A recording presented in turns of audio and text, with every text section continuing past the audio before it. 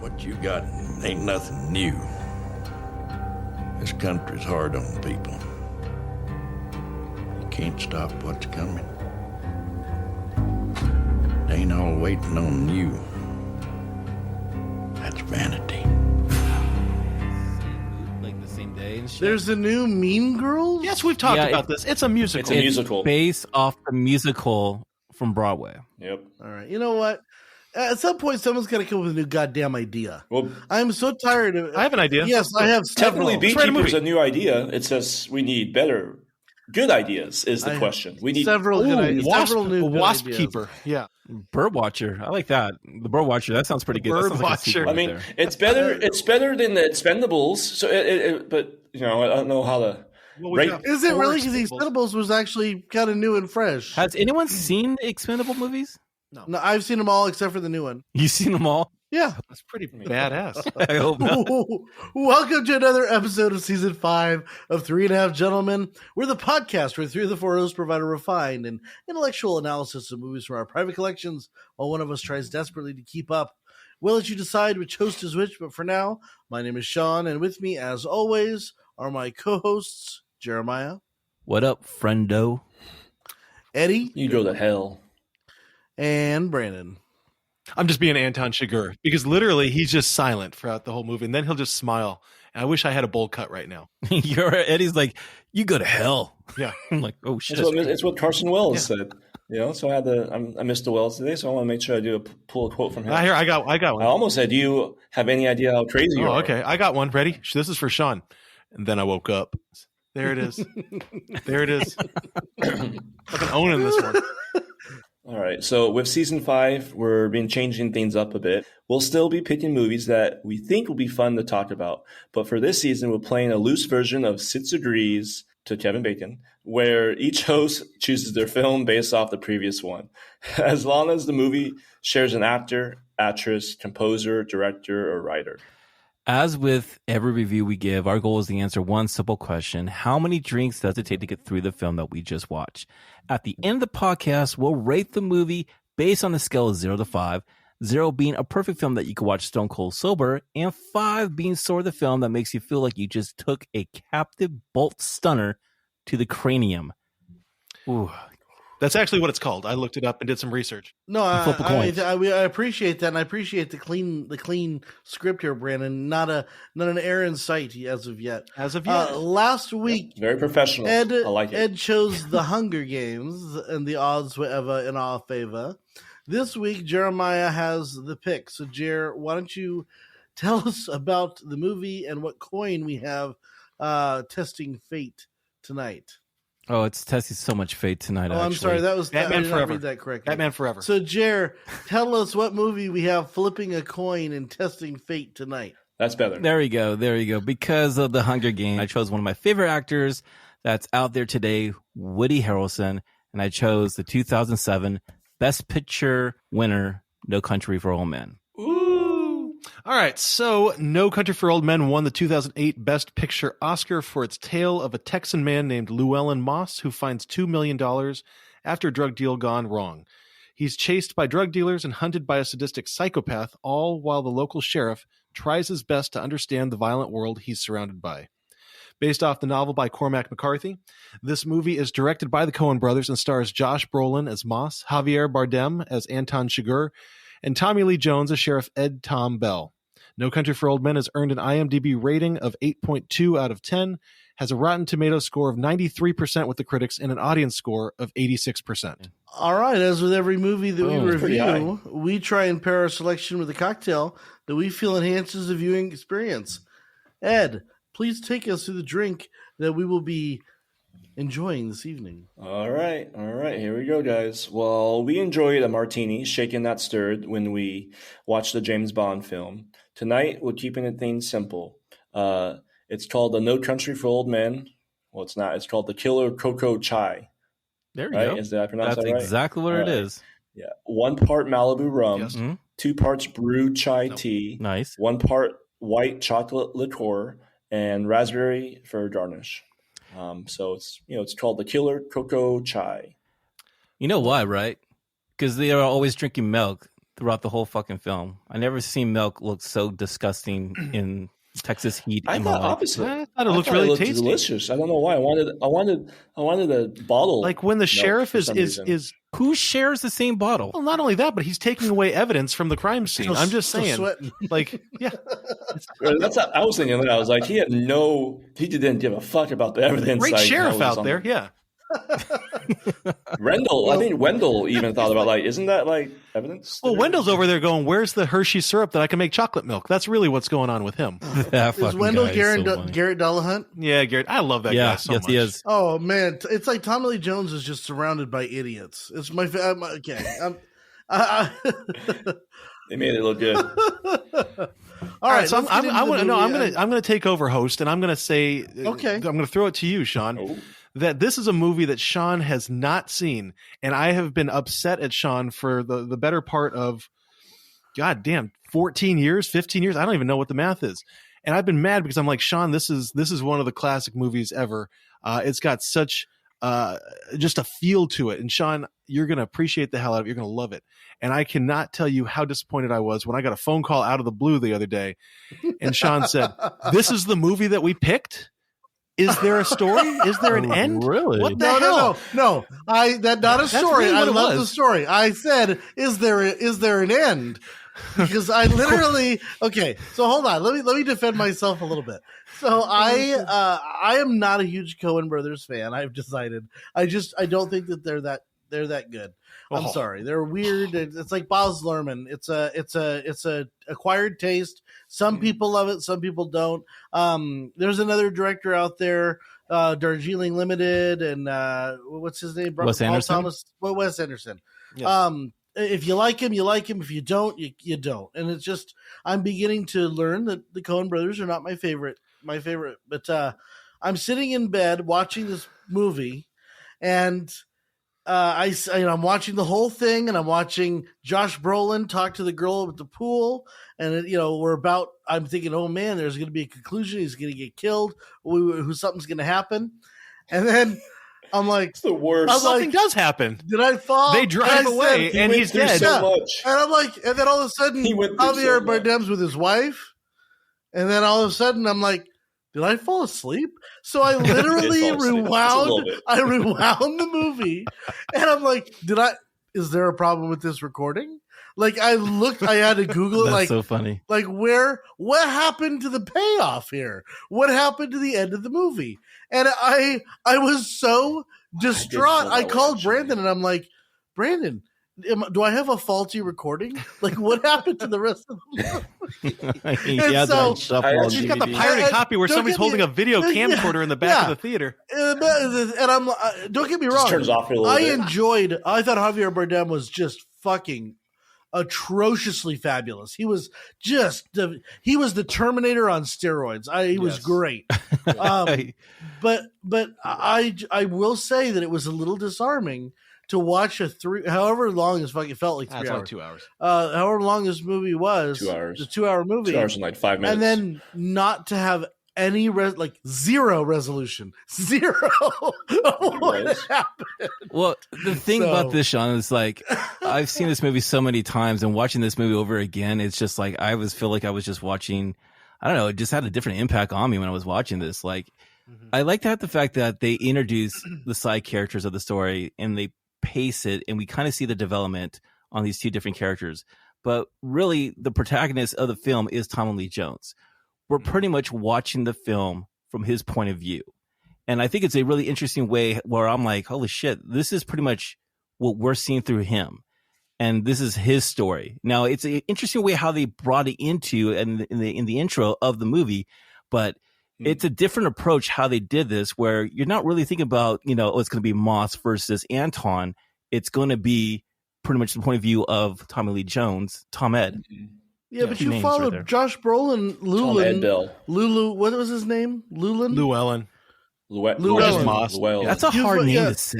Yeah, hard Hell of a name. name. Hell of a lot of L's. You Llewellyn. follow Llewellyn from the moment that he shoots the deer to the time that he talks to the girl Finds all the cars. the time that he talks to the girl at the pool. You're following every moment of his life, and then all of a sudden You don't. Yeah. The intro kind of sets it all up. Brandon, you read the book. Listen. Does it start with the intro? So here's the deal. I'm not going to get all on my high horse, but let's go ahead and jump on this high horse. So I'm not saying that I know more about this than anybody, but I am obsessed with Cormac McCarthy. I wrote a 140-page thesis on Cormac McCarthy, and yes, No Country for Old Men was part of it. So I have a real dedication to the story, and I've done shitloads and hours worth of research into figuring out what's really going on. Because if there's ever been a movie adaptation or a book adaptation that is nearly 100% the exact same story, I mean, I'm talking about this is the best adaptation that I've ever seen from a book to a movie. I've never seen anything. There's only one glaring issue that I just wish that they had, but that's literally small potatoes. Okay, what we have to understand, and I'm not saying this is like lecturing, but what we have to understand is that the book and by default the movie are deconstructing. They're challenging our preconceptions on what a Western is, right? They're presenting this as a neo-Western, right? A new Western.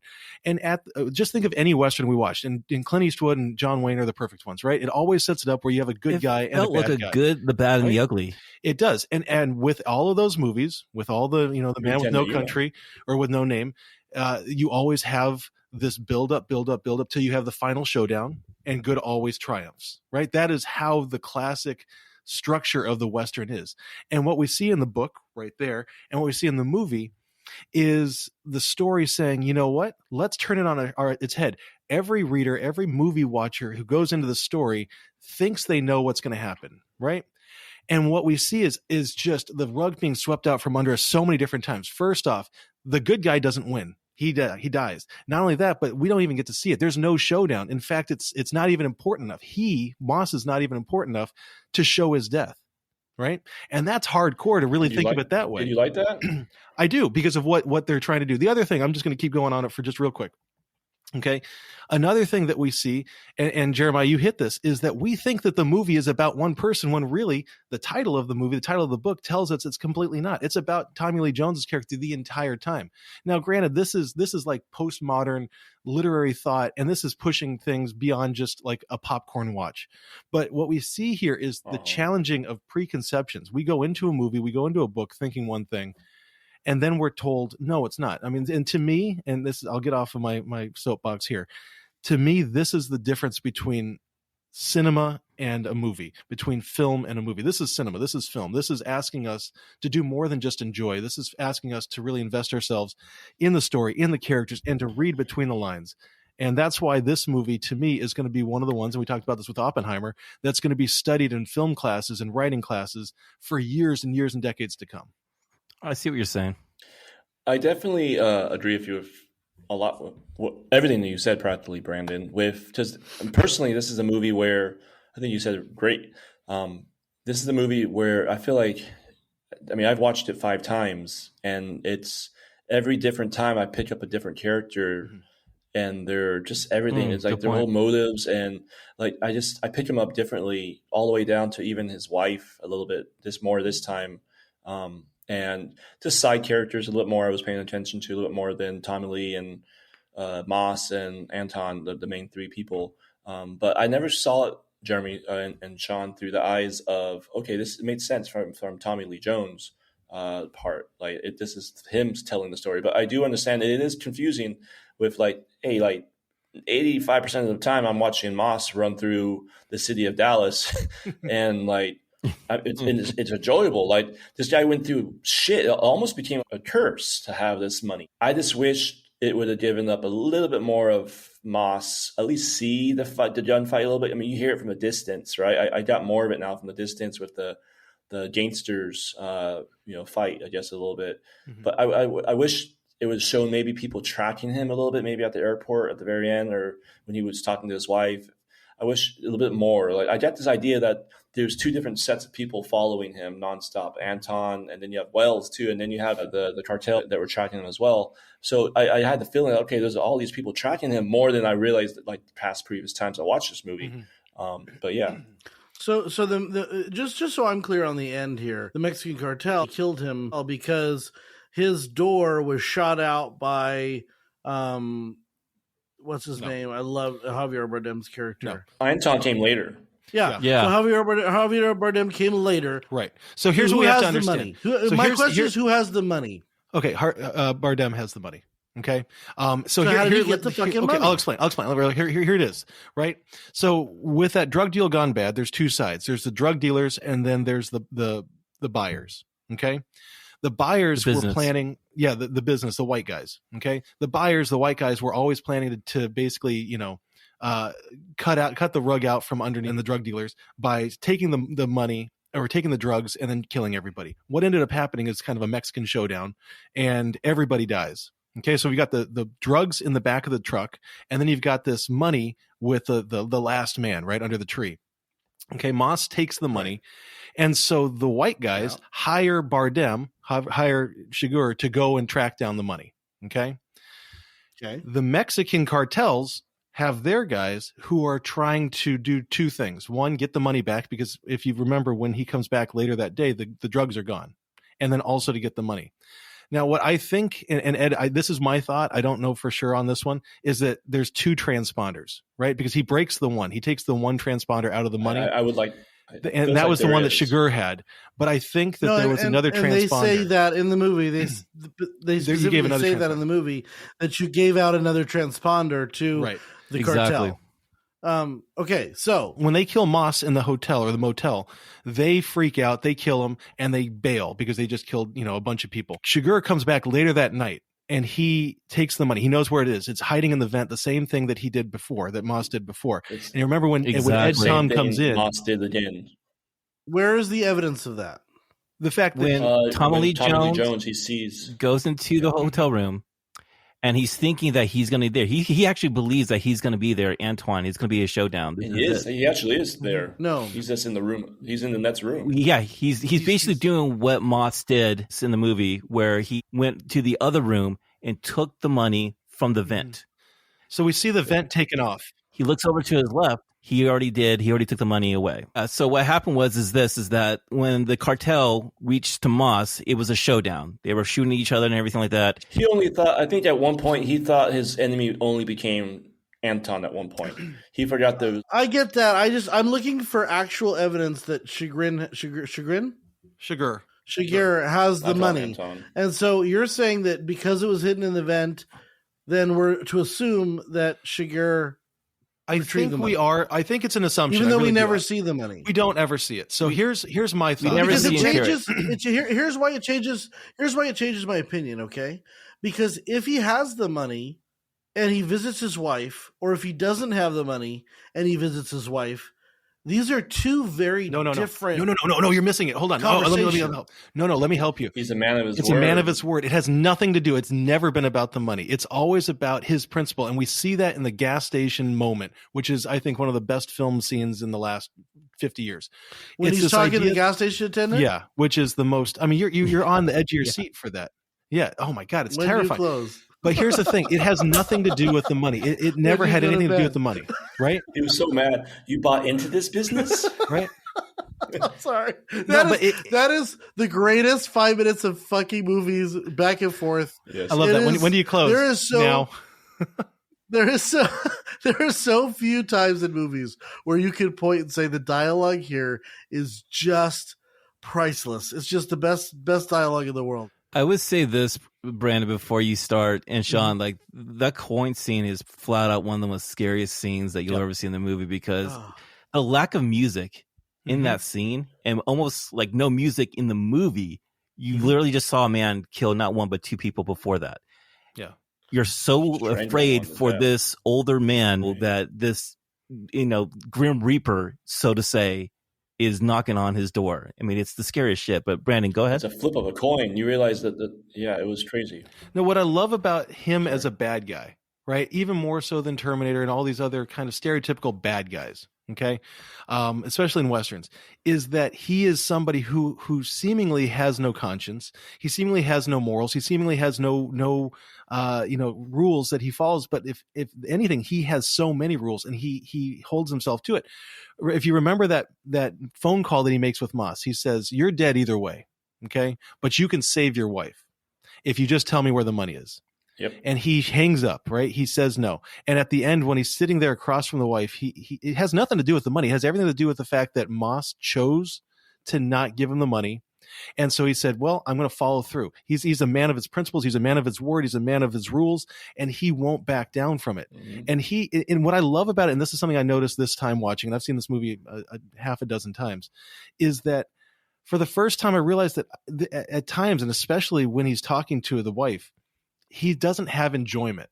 There, you can see that it almost pains him that he has to do it. It's like, I wish Moss had taken the deal so I wouldn't have to be here, but he didn't, right? Your husband didn't. And so here I am.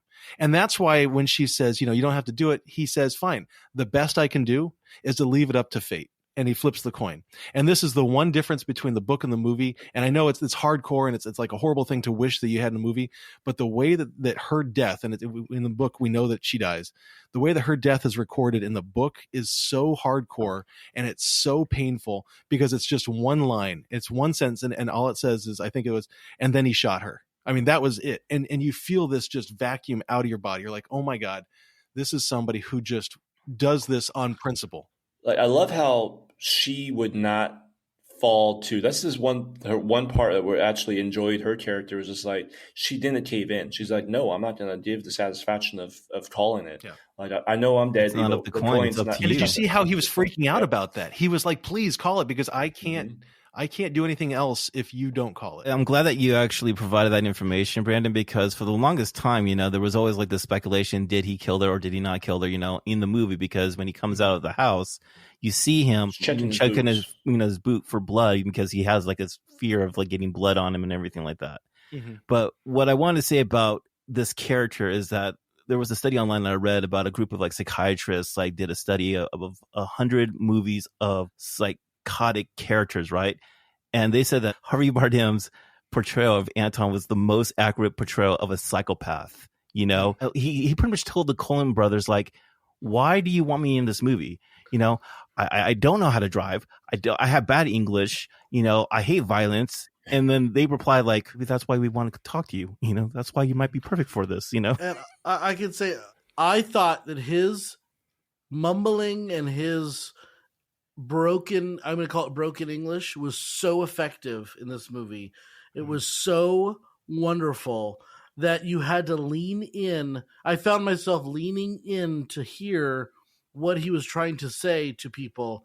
And I thought that was just such a wonderfully fabulous way to approach the character.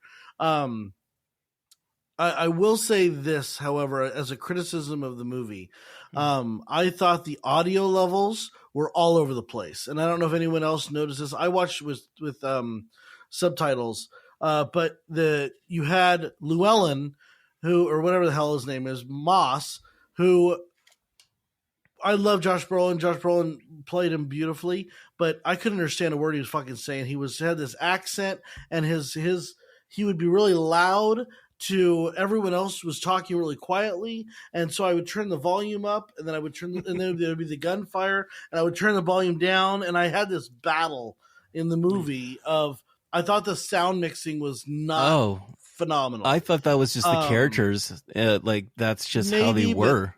I struggled. It was distracting, and I struggled to watch the movie. And so that, to me, when I can't just leave the volume at one level, it's really hard for me. I have the same, but it might be a personal problem, because I have the same problem with English. I have to do that too. English accent sometimes, where it's like, fuck. In the whole Texas scene, I don't know, the very beginning with all the cars, I felt like I heard Celine came out. She's like, it's way up. Why is it way up? And I forgot it was way up at one point, because I had to turn it up real high just to hear some of the scenes. And then I forgot it was so up high. And then all of a sudden, there's these big shotgun scenes and fight scenes, and shit, I gotta turn it down. So I mean, my defense, and I do hear that. Yeah, my defense, and I am just defending, and doesn't mean that I'm right by any means. Is that what I think the Coen brothers did? And Sean, you were saying you either get the Coen brothers or you don't. I'm somebody who gets the Coen brothers. I like it, with this exception of Big Lebowski, which, listeners, go back and listen to that if you want to hear a shitty Coen brother movie. I love the Coen that's brothers. A retro episode. That is. It's the same movie. Season it's one, I think. Not this a chance. is the same movie as The Big different- Lebowski is Burn After Reading. No, it's not. Oh my gosh, It's the same that one plot. hurts my heart. It's the same. Don't ruin it for me. It's the No, same there's no plot rug. in every There's no rug movie. involved. I mean, come on. Unwitting person gets Yeah. stuck with a something, and then like a bunch of people are after them, and they spend the whole movie either giving it back or losing it, and the person who has the thing is usually an idiot. It's Big Lebowski, or it's Moss, or it's I wouldn't the say idiot Moss was an that- idiot. Actually, I I think actually he's enjoy watching brilliant, his character figuring things No, out. dude. I did too, but I mean, he was. Let's just say he was not the. He went back to give the guy water. Like Yeah. he would have been That's found where out he fucked- That's where he anyway. fucked up. That's His what- damn compassion. Damn it. But everything else, he was the only guy that was one step ahead of Anton in weird He ways. went toe to toe to Anton. Yeah, he Yeah, did. man, that's He pretty impressive. did, and I think of the characters of the Coen brothers, I think he ranks the highest of the people who have the thing in the movie, the MacGuffin that everyone's chasing. But I will say this: to pretend that they don't use the same plot points over and over and over again, they absolutely do. Well, so the Coen okay, brothers so do. so let's even keep that in mind. So here's my defense of the sound, and a lot of it, right, is that I love the Coen brothers. This is a Coen brother movie. You're right, because it follows the same idea that somebody unwittingly is saddled with something that they have to deal with. We'll just say it that. But what this movie does that the Coen brothers really haven't done, I think, in other movies, is that this is a movie that they said, let's be as true to real life as possible. And Jeremiah, you pointed out something great. There was only one time that I heard any kind of music, any type of score, one time, and that was a death. I can't remember whose death it was. There's only one time, right? What they're doing is, and I think this goes back to what I was saying, they're breaking from our preconceptions. They're breaking from the conventions of film where there's no, there's no balance to the volume. Because if you think about it, gunshots are really loud. Car backfires are really loud. Sometimes people are going to whisper. And instead of balancing that mix out, they say, let's just leave it at what it is. Doesn't mean that it makes it enjoyable, but what it makes it is much more true to real life. And I think that that's what the Coen brothers did. And if you look at the other Coen brothers movies, I mean, one of my favorite movies that I swear I'm going to get us to review at some point, listeners, write in and tell Sean that he's wrong by trying to veto this every single time, is Oh Brother, Where Art Thou? I love Oh Brother, Where Art Thou? And if you look at all of their movies, I don't care if it's Fargo or Oh Brother, Where Art Thou or Hail Caesar, there's always this not quite true to real life. There's this fabulousness, this over the topness, and that's what the Coen brothers live on. This is so stripped back and so bare bones that we get just people living, and we're just recording what happens, and it's just a bunch of shit things that happen to these people. I'm sorry. I like this movie, and by and large, I have tolerated the Coen brothers fine. I don't think the fact that this is a repetitive storyline for them, I don't think it diminishes the movie. I honestly think that this is probably the best Coen brothers movie I've seen. My only criticism with the sound was that it made it hard to watch. Mm-hmm. It made it physically hard to keep up with. I'll tell you this much, man. Like the visuals of this movie. Oh, Roger Deakins, I think this is one of his best works I've seen. The way he's able to bounce light and darkness into like different scenes. I love the scene when Moss is getting chased by the truck by the river, and you see him running, and you see in the background, I don't know how they did this. They must have caught it, but it was like you see lightning in the background, and you see like this overall like atmosphere of like the landscape of it. I think this is one of his best works, hands down, visually. And that's saying a lot from like, one of the greats of all time. So just so you know, in 2008, Roger Deakins was nominated for 2 Academy Awards for Assassination Jesse James and No Country for Old Men, and lost twice. And lost both. To There Will Be Blood. Which is brilliant. I have not seen There Will Be Blood, but I heard it was brilliant. So it is. Okay, so I mean, we need to talk about 2007 was, in my opinion, I've been saying this, for years and years, and on the podcast I've been saying this is 2008. Well, it won the Oscar in 2008, but it was released in 2007. Okay. In 2007, Right, you had some of the greatest films that we've seen in the past 25 years, in my opinion. We have There Will Be Blood, which, I mean, could have easily, and maybe some people say should have won the Oscar. That's the one. You've got Atonement, which to me is one of the greatest films ever. You've got this. You've got my personal favorite, which is The Assassination of Jesse James. And if you want to see cinematography from Roger Deakins, watch Jesse James, because that shit is off the fucking chain. Yo, Brandon, here's a fun fact. Actually, There Will Be Blood and No Country for Old Men were actually being shot at the same time. Oh, and yeah. because of what they were doing with There Will Be Blood, it caused a delay for No Country for Old Men to shoot some of the scenes way. because of like the whole gas and all the smoke and everything. Derek. Oh, So shit, yeah. I have a fun fact here, dude. Oh. I know everyone praises Javier, right? Brolin is very underrated in this movie, and I think that this movie made him kind of more of a movie star. Yes. But I love the fact that I read this online that Josh Brolin auditioned this movie, right? And when he auditioned this movie, he was filming the Grindhouse, the Planet Terror section, right? So he couldn't get away from that movie. So what he had to do, he asked if he can borrow like a camera so he can film his audition. Robert Rodriguez, right? So here's something better. Robert Rodriguez and Quentin Tarantino filmed his audition, right? Perfect. It's like, imagine awesome, doing that. He sends it to the Coen brothers, right? He sends it to the Coen brothers. I guess a week later, the Coen brothers respond back to him and it said, "Who directed this audition?"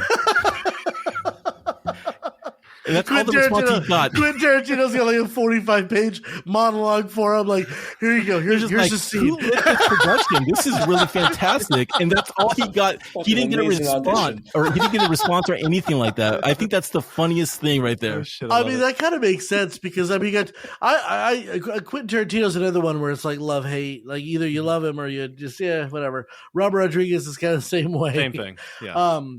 But I will say I loved Javier Bardem. I loved Josh Brolin, which I don't usually like Josh Brolin. I think he's kind of boring. In this, I thought he was anything but boring. He was very exciting, very engaging. Really loved him. But I really, really love Tommy Lee Jones. And yes, I was looking at Tommy Lee Jones's filmography, and he has played a lead. He's played a sidekick guy, and in every role, he has this look. And I was telling Brandon, and I said, if Tommy Lee Jones had a description in one picture, it would be him with the newspaper, just like leaning it down enough where you could see that sarcastic look on his face, and anyone who knows Tommy Lee Jones knows exactly what I'm talking about. Exactly. Where it's like, what the hell are you talking about?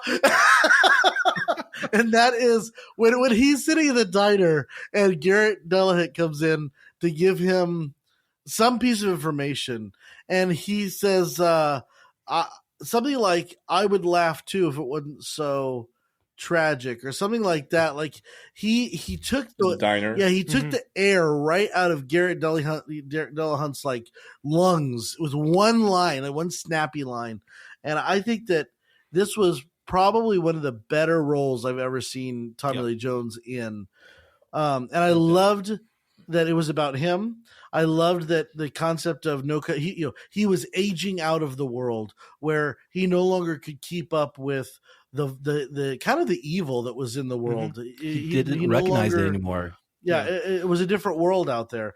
Well, he was for 25 years in, and then he came from the old style of probably being a sheriff with his dad, right? His dad was a sheriff in a town over in Plano. I wanted more of Tommy Lee Jones. Is that accurate enough to say? Yeah, I felt like there wasn't enough. Like I felt like at times this is like I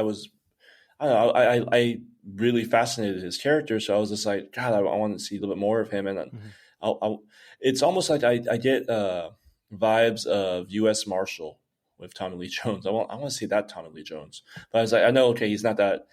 That's what he was on the top of his game. Yeah, he can't be moving around like that anymore. And we're in Texas, and he's playing this part. But overall, I wanted more of Tommy Lee Jones. Yeah, but yeah. So I've mentioned before that I love well written scenes. Yes, well acted, but well written scenes. And I've mentioned before when we did Gladiator, my favorite scene of any movie ever is Proximo's speech to the Spaniard right when they're going into Rome. Okay. At the same time, I write and I enjoy writing. And I love looking at and studying writing, okay, in film. And this movie has 3 portions where, to me, it's absolute perfection when it comes to writing. And I cannot, support what McCarthy did with the original text and what the Coen brothers did with it on screen. The first is the intro voiceover, which is set against Roger Deakins' beautiful photography. I mean, that's what it is. It's photography of this desert, but beautiful desert land.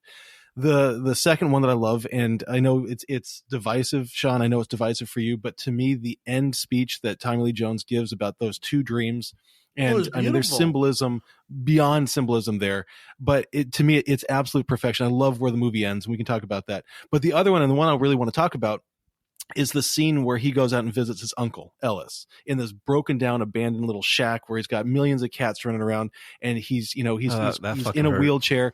And what I love about that is that this is when we have that realization, or at least we should have that realization, where we say, "Ooh, this movie was never about Brolin's character. It was never about Moss. It was always about Belle."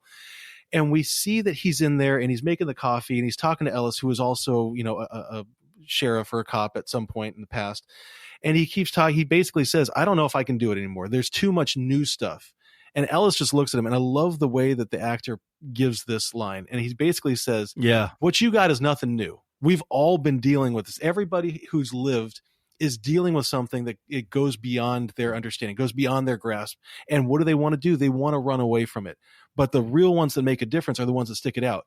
And it's heartbreaking. It should be heartbreaking that the next scene that we see is him at his retirement table enjoying his life. He doesn't stick it out. He runs the other way. In a lot of ways, I mean, it's foreshadowed absolutely with the title of the story, right? No Country for Old Men. He realizes that he's gotten to an age where he can't do it anymore. And what Ellis is saying, and I think it's so devastating, is don't give up.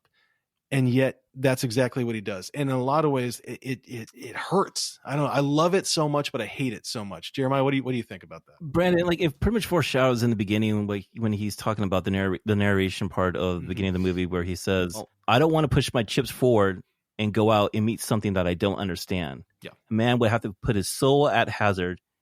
He'd have to say, "Okay, I'll be a part of this world." I mean, fuck.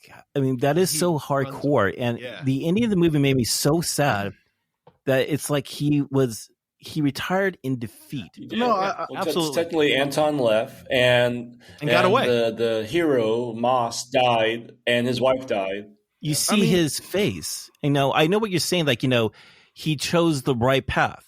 He knew exactly what he could have faced. I think that you're damned if you do, damned if you don't. It's if you go out and push your chips in, he's gonna die. He's gonna die alone on a highway with a bullet in his head from a cartel thing. Pull over, bad gone wrong. That's what's gonna happen. Or he goes home and he's ineffectual. He's going to go out and ride, maybe, stay home, help his wife. And his wife's like, "Get the fuck out of the house. I don't want you in here."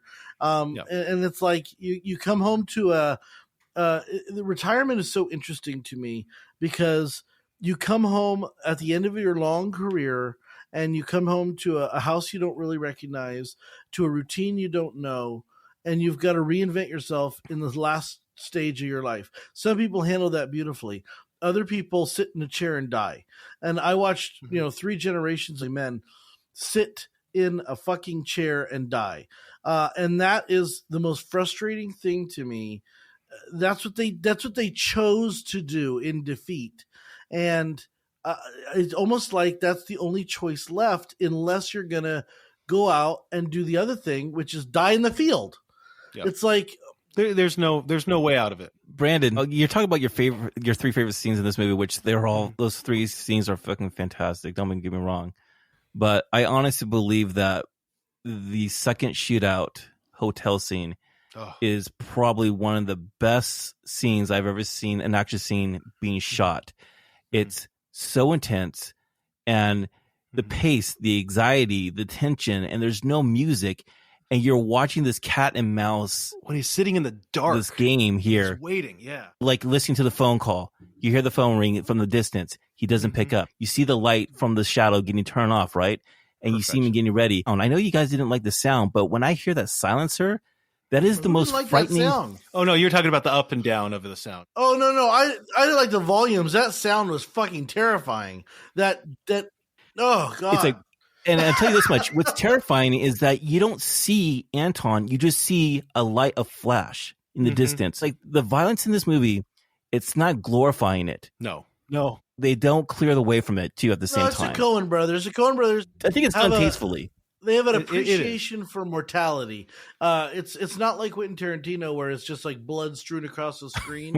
Just fountains and shit. I think the Coen brothers like death. They like violence, but they also understand that like it's okay to cut away at the last second and give you the idea of what happened versus actually what happened. It's a hidden violence. You just like, it makes your mind is like, oh shit, that guy got his head blown off when it never really even shown it. You get, or like Woody Harrelson's character. Yeah. You imagine like, oh shit, like he got his whole insides out, but you never actually see him die. You just get the feeling like, oh, he got fucking Terrifying. And that's another thing that really irritated me about this movie is you had Woody Harrelson, who I think is one of the greatest actors of all time, with 3.5 minutes of screen time. And I wish that they would have found a way to give him a little bit more. I think he's just happy to be part of it. He's so good. I just love him so dude. much. Yeah. Like, He's such a good actor. And that scene where he's in the hotel room is just one of the best. You know, Brandon, this movie is riddled with great exchanges. Absolutely. Also, the hospital I felt like was pretty cool with him talking to Moss, and he's like, "Oh, you saw Anton, and you're alive." Like, wow! Like, but he has this awareness of Anton. Like, this guy is fucking crazy, and I want you to work with me to stay alive. But I want to say something. I don't know if they talked about this or not. It's when Sheriff Bell visits his uncle Ellis. Is it Ellis or what's his name? Yeah. Did it? I might have missed it, but did he share his secret that how in like World War II? Like, was he in World War II? I don't remember that. Like how he deserted his squad during World War II, and that's why he has guilt ever since. No, we don't. Did it ever talk we don't about get. that? We don't get into that at all here. So I wish it did, because I keep seeing that on like Cliff Notes and here and there of the book, saying that he has a secret and he deserted his squad during World War II, and he left his men. He didn't know if they were dead or dying, but he felt guilty ever since. And that experiences drove him into law enforcement and in an effort to try and make up for his past. Well, and I think that you have a lot of guilt. I think you have a lot of guilt in this movie. I don't know if anyone else feels that way. I feel like that 90% of the movie, the drive for the characters is guilt. I think that halfway through, Josh Brolin's trying to escape is, oh fuck, they're going to kill my family, my wife. And then he's got guilt over that. Not so much his mother-in-law, but definitely his wife. And I think that Tommy Lee Jones is riddled with guilt over either losing Moss to this psycho, or the fact that he's kind of feeling guilty that he can't keep up anymore. I think that guilt plays a huge role in this. I don't know if that's a theme in the book, Brandon, but I do feel like it's under the surface to a lot of these characters. Well, and I think along with that, it's this idea of getting in over your head. Like each one of them, except for Shigur, probably is in over their heads. Woody Harrelson's character realizes he's in over his head. I mean, there's nothing more just devastating when you see a guy who's cocky as fuck. And as he's walking up the stairs to his hotel, and he looks back and he realizes that Shigur is right there next to him, dude. And he just goes that part so well, dude. Right. And what I love, and it's something I ran back downstairs, killed me in front of well, people. You know what Shigeru would have? Other people that would have worked, but Shigeru would been like, "I'll kill you. I'll kill the hotel staff. I'll kill the maid service. I'll kill the fucking police. I'll kill anyone in this building." I read this quote online. This person said, "I'd rather have Michael Myers chase me rather than Anton." Oh, absolutely. So true. Absolutely. So true. Shotgun. I would rather have the fucking Terminator chase me. I'd rather have Alien chase me. I'd rather have Predator on my ass than all of those. I feel like I can defeat. I don't think I can defeat Anton. Although Anton didn't move too well from side to side with that oxygen tank. No, so it really, if you could plan, that's an amazing weapon. Amazing weapon. Leaves no bullets, and it's like, are you sure there's no bullet in there? No. You know, the first like a hotel shootout, when he gets a room and he opens the door, right, and he closes it and he opens the door again. He is trying to get the feel on how to be prepared to actually go in and attack into that room. Oh, I never picked that up until I was watching this. Oh, he takes his shoes off. I mean, the whole thing. Oh, dude. There's a couple of scenes in this movie that I was off put by. When when Javier Bardem is naked and he's sitting on, I think it might be the toilet, and he's got his legs crossed and he's going at the stuff, and he looks so dainty, and I'm just like, he's so. It's so perfect because it's the same scene from Terminator where Terminator is like, I have to fix my body so I can continue to go. It's the same kind of concept, right? So he's taking the bullets out. He's meticulously wrapping. He's done this 1,000 times. He's been shot in the leg 10 times. Like, he knows exactly where to put the bandages and how to continue his quest, his journey of killing.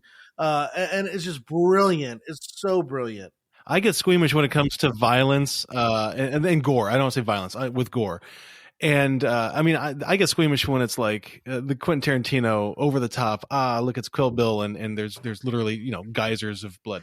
But this one, I remember sitting in the theater. That doesn't bother and me. The torture bothers me. No, this one, I remember being in a theater and seeing it on the big screen, and I'm watching this scene, and all I can think about doing is squirming as far as I can into my seat to try to get away from it. And you see the needle plunging in, and I don't like needles.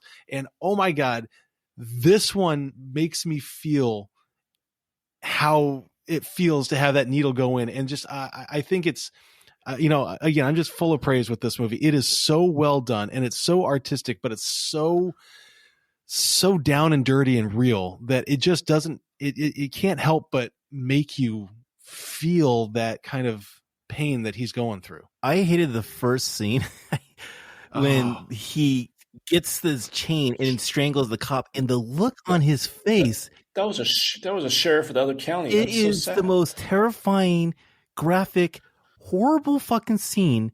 And you're literally seeing this guy's chain going through the guy's neck almost.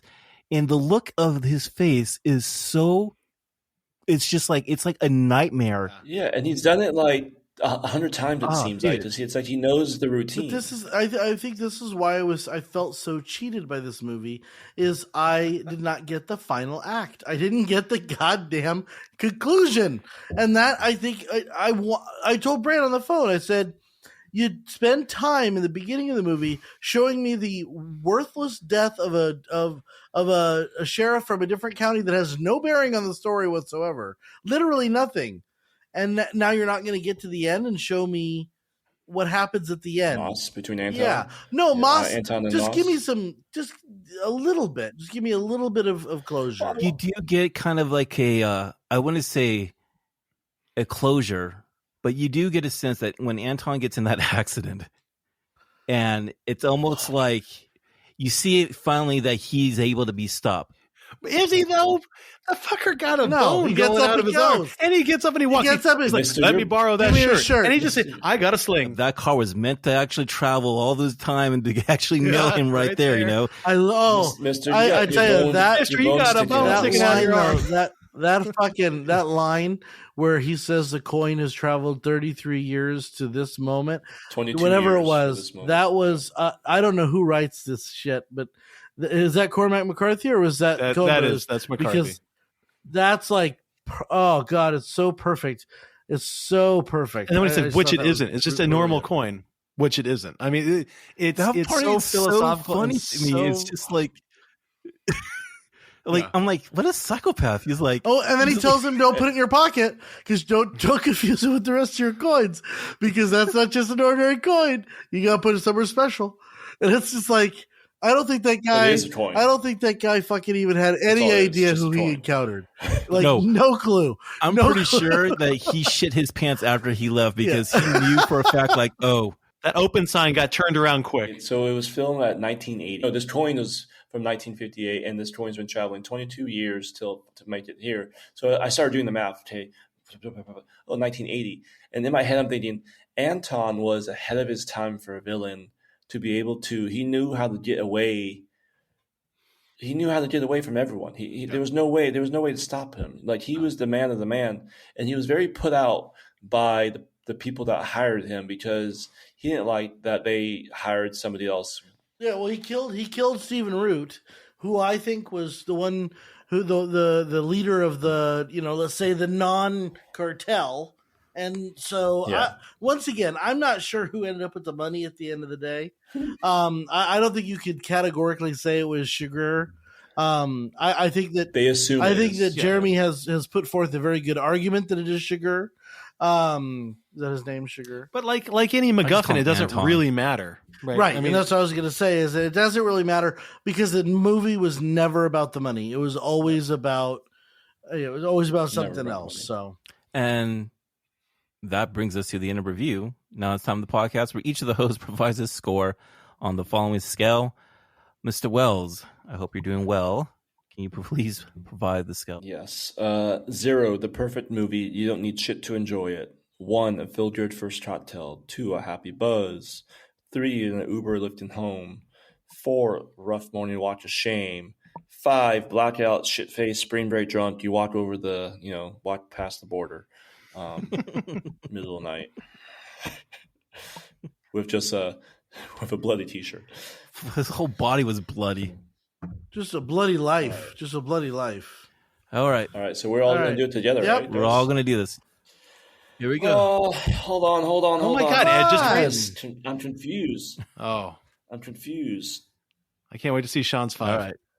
No, this movie's not a 5. Okay. Okay, ready? 1.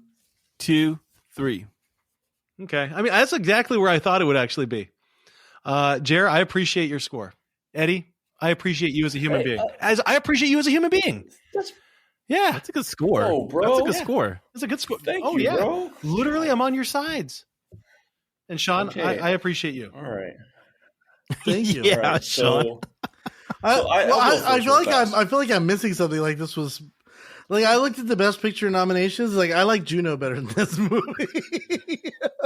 so I'll go first. All right. So I do feel like this is a movie where you have to watch it a couple different times. That's true, yeah.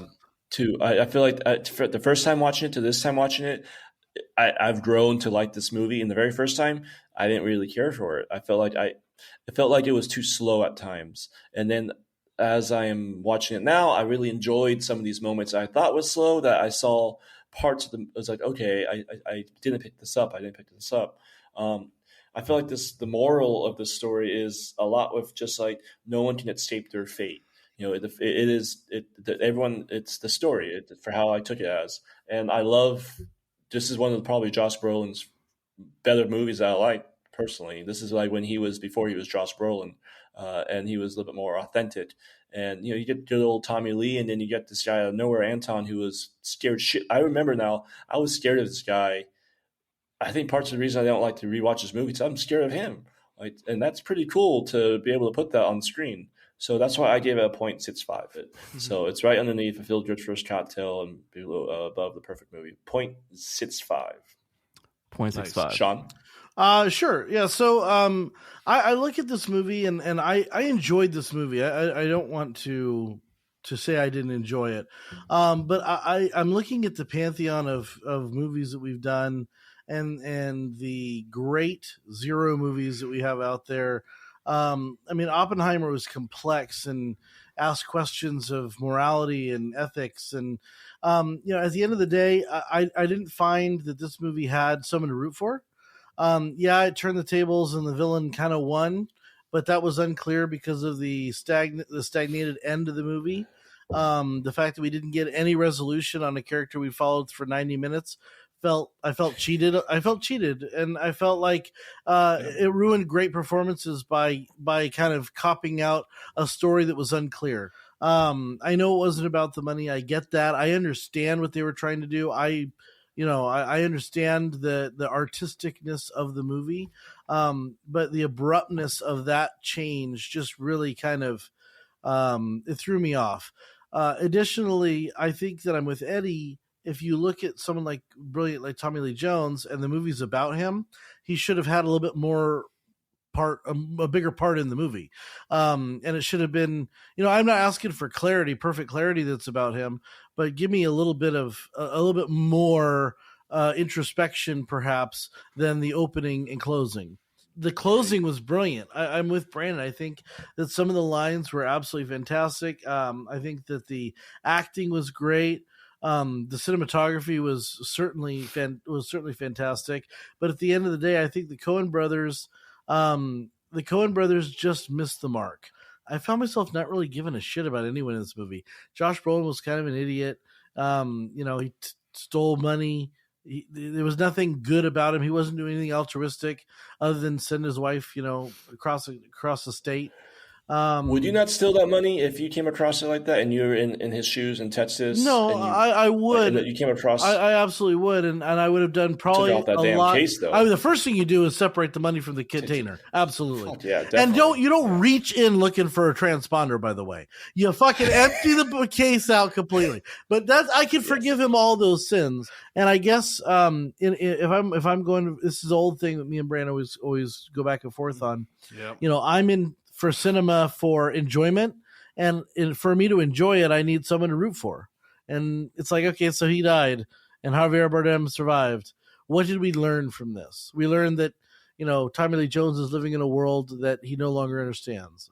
Okay, that happens to all of us, and you're damned if you do, and you're damned if you don't. So I give this movie a 3, which is a little harsh, probably, but I think it's where it deserves. You're Uber or lifting. Right, I'm Uber convictions. lifting home. Jeremiah. I'm going to be on the opposite side of Sean here, folks.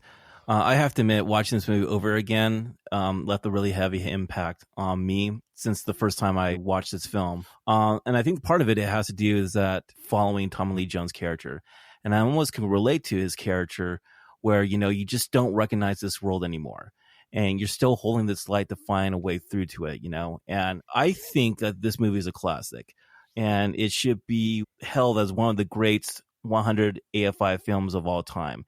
The picture, the acting, the directing, I think it's in a class of its own. And I think it's one of the last best picture films that changed the way how we view cinema. I think this movie will forever haunt you. And I think this is one of those movies that if you watch it more than once, you'll have more of an understanding to it. And you'll get a different feeling towards it as well. So I gave it a half a shot. Seriously, it's almost a perfect movie. I think this is one of those game changer of a film out there. You give it a shot. 0.5, right? Nope. I gave it a half a shot. Oh, look at you. So 0.2. So 0.25. 0.25. 0.25. 0.25. Okay. All right. So in that case, Brandon. It's my turn, and I think you guys probably see where I'm going with this, but I want to talk about movies just in general. That I feel like there are dips and there's valleys and there's peaks when it comes to movies. I think that every once in a while we have a great time for movies. And in a lot of ways, I feel like 2007 was possibly the greatest time for movies, at least in my opinion. I realize that a lot of these movies, most of these movies, probably all these movies are ones that we won't do here on the podcast. And so I have no problem giving my score for these movies that in 2007, there was 4 movies that I would hands down and would forever hands down give zeros to. There Will Be Blood is a 0 movie. The Assassination of Jesse James by Coward Robert Ford is my favorite movie ever. On a cinematic level, it is a 0. It's a perfect film. Atonement is a perfect film. And No Country for Old Men is a perfect film. I understand 100%, Sean, and listeners who agree with Sean, that this movie seems disjointed. And I think that what you need to do is listen to Eddie. And that is you need to see this movie again. You have to see this movie again with an eye on Tommy Lee Jones, with an eye on Chigurh, and really looking at his sense of his moral code, if you want to call it a moral code, or his sense of rules and his dedication to those rules. This is a movie that is so below the surface, but it doesn't seem like it, because it seems like it's just going to be a run-of-the-mill Western. And then all of a sudden, like I said before, our legs get just completely tackled from out from under us. McCarthy is one of my favorite authors of all time. I've spent years and years and years studying him and writing about him and teaching him in classes. So, I mean, I'm definitely biased here. But just like every single one of McCarthy's books, No Country for Old Men is so philosophical that in a lot of ways, the story, the characters, that's all secondary to us exploring humanity and human nature and the human condition.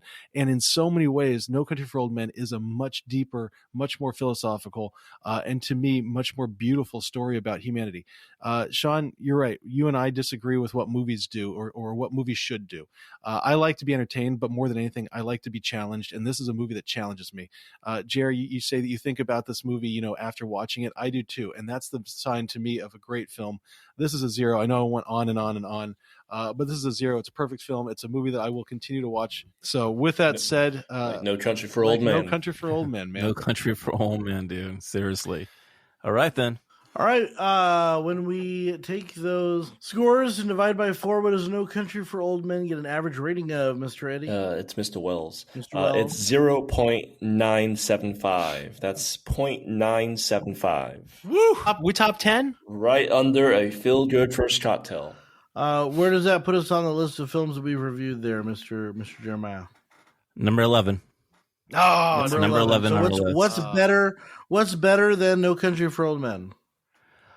Breakfast Club, Scream 6, The Departed, Shining, Scream Gladiator, Remember the Titans. I'm sorry. Oh, I got hung Sean. up on Scream 6. So We said Scream 6 was that good? Yeah, no, Scream 6 was not better than this movie. So just Brandon, I will acquiesce to that one. So go ahead. What are the movies that are better than this movie? The Breakfast Club, Scream Okay. 6, The Departed, Shining, Gladiator, Remember the Titans, Spider-Man No Way Home. Listen, Oh, fuck. No Way Home? I was the only one at Scream 6. That was all you guys. And I was trying to be That's like, a you good guys movie, sure man. about this? Scream 6, I will say, if I had a redo, this movie should be better than Scream 6. But I agree with all the rest of them. That it is Well, worse. because than. remember, we were on a big stream. Yeah. Like, let's re-rate the Listen, Scream I first one binged because we 6 messed it movies up, and in then 4 so we days. gave Scream 6. Yeah. So what did we get? What's worse? What's worse than No Country for Old Men? You're not going to like this, Sean. I don't know if I should be able to tell you this. It's all right. So what's worse is Jaws, Super Mario Brothers, the movie, Everything Everywhere Jaws. at Once, Fucking Jaws. Oh, Scream, that's funny. Clue, Good, Bad, and the Ugly. This is a better movie and than Ferris Jaws, Bueller's Days Sean. Off. I will I happily agree with say everything that. except for Jaws. So, Oh, this is Yeah. better than Jaws. Oh, shit. All right.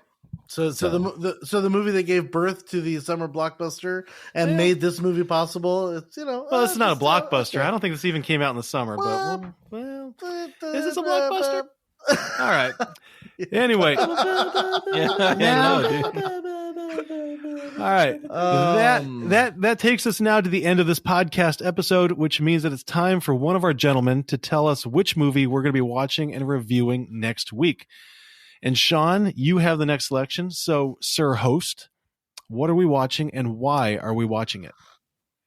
So I had a Footloose. really, really, really hard time with this one because I've got to pick from a pool of the Coen brothers, which, if you're familiar with the Coen brothers, they use the same Oh, just Steven people Root. over and over and over again. No, just generally speaking, it was kind of difficult because you don't want to pick another Coen brothers movie. You don't want to pick kind of the same MacGuffin type movie. So the ones that I was initially going for, it just didn't kind of fit in our the way we approach the movies. We want to have a varied type of movies coming in week by week. I'm curious. What do you got? What do you got? Oh, here? no. What's going on? So I basically I turned to Tommy Lee Jones. What I really wanted to do was JFK. I really wanted to do JFK, but I felt like it was just a little too serious, a little too long to put in this early February of the podcast. So I'm going to pick the Men in Black. indelibly Which one? mediocre Oh. Space Cowboys. And the Woo! reason that I'm picking this Yay. movie is because Never watched it. I have first of never all, seen this It's movie. got Tommy Lee Jones in it. I It's got stayed Tommy away Lee from Jones this in one it, hardcore and when it came out. has 4 absolutely wonderful actors: Clint Eastwood. Clint Eastwood's in it, right? Yeah, it actually has 6 fantastic actors, but Clint Eastwood. It's got Tommy Lee Jones, James Garner, and it's got Donald Sutherland, and then you've got James Cromwell, and you have William Devine. I think it's going to be fun. I think we're going to tear it apart. When did this movie come out? Was this 2000? I want to say 2000. Oh, we're going back to the summer of 2000. Jesus, let's get our frosted Should we just tips. do Armageddon Yeah. again? Jer? Oh, No, dude. this We're talking about space. Listen. This is if Bruce if Bruce Willis didn't blow himself up and came back and then got old and then had to go back up to space. Am I right? There's a positive here. Okay, you got 4 good fucking actors in this movie, And I'm going to tell you, I think you all are going to be pleasantly surprised that the movie has a little depth. It's got a little bit of storyline to it. It's A little bit of storyline. Well, and no, it does. It does. It has a good story. It has a good storyline, and it's all in all, it's funny. You know, it's unlike Armageddon. There are no errors in this movie. Everything Jeremiah, is don't you love how he's trying to defend this before we even start talking about it? Oh no! I know it's gonna get. I know it's gonna get shredded. I have no problem. I love how Amazon Prime is gonna be like, holy shit, we have 4 rentals people with are renting this.